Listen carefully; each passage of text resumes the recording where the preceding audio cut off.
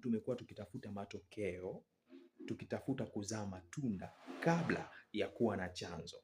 Mti wowote hauwezi kukua usipokuwa na mzizi, chanzo chake mzizi.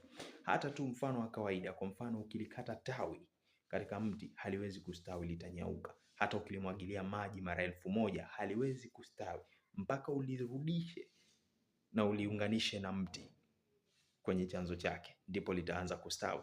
Ndivyo tulivyo sisi pia. Yaani sisi hatuwezi kuzaa matunda na kutengeneza matokeo mpaka tuunganishwe na chanzo chetu cha uzima. Manake sisi bila chanzo chetu hatuna uzima.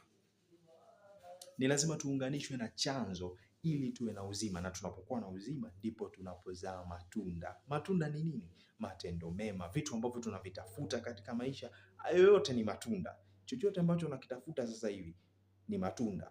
Kwa hiyo ili uyapate hayo matunda ni lazima kwanza urudi uunganishwe na chanzo chako, ambaye Yesu Kristo amesema mimi ndimi uzima.